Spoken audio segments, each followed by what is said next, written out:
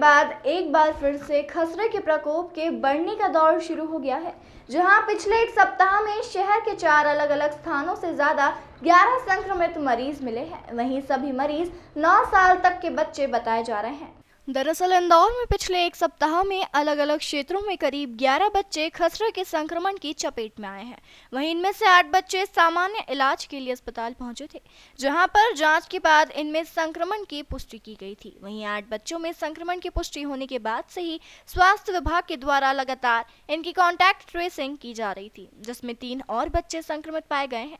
इसके बाद अब इंदौर जिले में कुल 11 बच्चे खसरे से संक्रमित पाए गए हैं। वहीं संक्रमित हुए इन सभी बच्चों को लेकर स्वास्थ्य विभाग का कहना है कि जांच में पुष्टि होने के बाद से ही इन बच्चों को जरूरी दवाओं के साथ ही विटामिन ए के डोज भी शुरू कर दिए गए हैं, ताकि संक्रमण के कारण होने वाले प्रभाव को कम किया जा सके।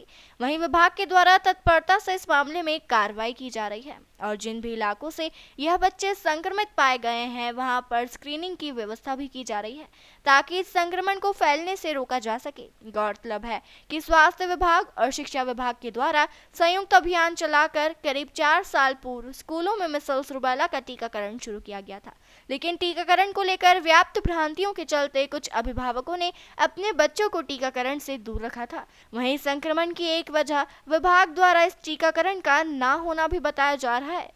क्योंकि हमारा रूटीन का टीकाकरण होता है और उसमें मीजल्स का टीका जो है वो 9 महीने का जिसे एज होती है, तो 9 महीने पर बच्चे को टीका लगाया जाता है मीजल्स का।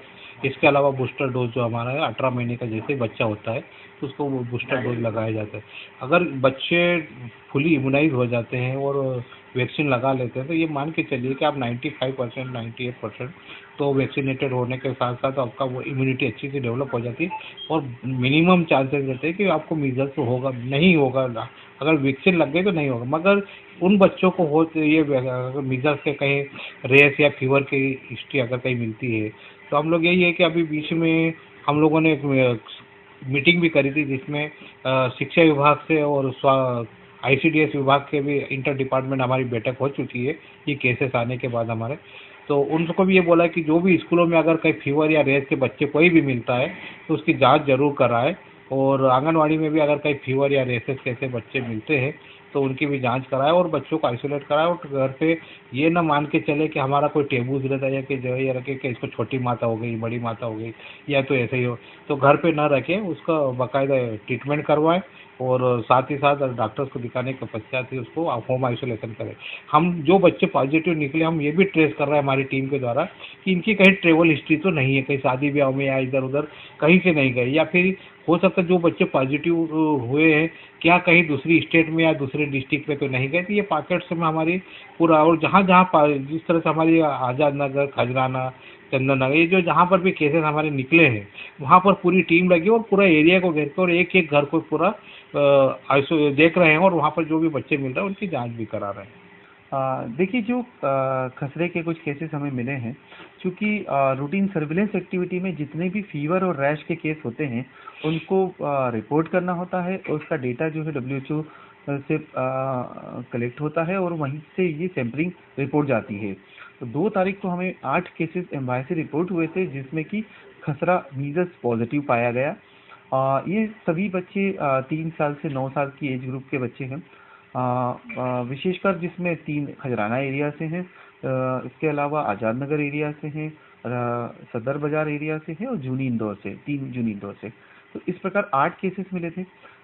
ये केस मिलने के बाद हमने हमारे जो सर्वे दल है, हमारी आशा कार्यकर्ता और इनके माध्यम से इन बच्चों के घरों के आसपास के क्षेत्रों में सर्वे कराया गया।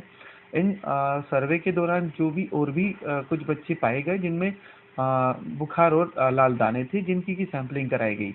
इनमें भी 3 बच्चे की रिपोर्ट आई है जो कि पॉजिटिव है, 5 बच्चों की रिपोर्ट निगेटिव है।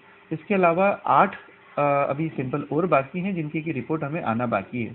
इन क्षेत्रों में भ्रमण करके लिस्ट आउट किया जा रहा है कि किन किन बच्चों ने अभी तक वैक्सीनेशन नहीं कराया है। साथ ही विटामिन ए की दवा जो कि इसमें काफ़ी कारगर होती है, जो कि जो मृत्यु की संभावना है या जिसको बोलना चाहिए मॉर्टेलिटी या सिवियरिटी को काफ़ी कम करती है, उसकी इम्यूनिटी को इंक्रीज करती है।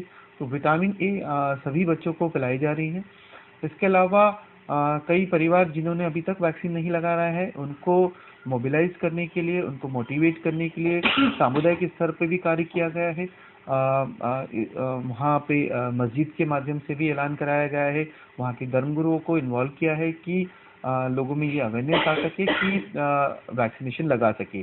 जहाँ तक बात है कि ये जो 11 बच्चे हैं, इनमें सिर्फ एक बच्चे ने सिंगल डोज लगवाया था, शेष बच्चे जो है उन्होंने अभी तक अपना वैक्सीन नहीं लगाया था। जहाँ तक वैक्सीन की बात करें तो वैक्सीन इतना प्रभावी है, 2 डोज के बाद 95% ये इम्यूनिटी देता है।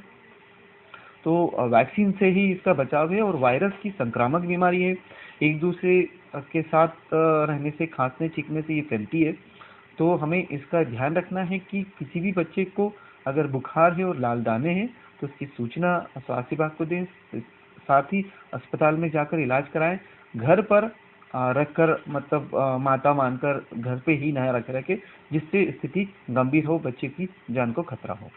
जैसा मैंने बताया कि खजराना क्षेत्र थे, आजाद नगर के क्षेत्र थे, सदर बाजार के और जूनी इंदौर के सभी क्षेत्रों में हमने स्वास्थ्य कार्यकर्ता का ओरिएंटेशन किया है। वहाँ पे उनको बताया है कि उनको वैक्सीन के फायदे के बारे में बताना है। इसके अलावा वहाँ के जो प्रभावशाली व्यक्ति हैं जैसे पार्षद हैं, उनके माध्यम से भी अपील जारी की गई है। उन्होंने भी सामुदायिक स्तर पर लोगों को प्रेरित करने के लिए कहा है। साथ ही हम लिस्ट भी कर रहे हैं कि जो परिवार वैक्सीन किसी भी तरह से नहीं लगवाना चाहते हैं, उनको हम अन्य माध्यम से अन्य लोगों के प्रभाव से या उनको समझाइश देकर उनको वैक्सीनेशन के लिए मोटिवेट कर सकें।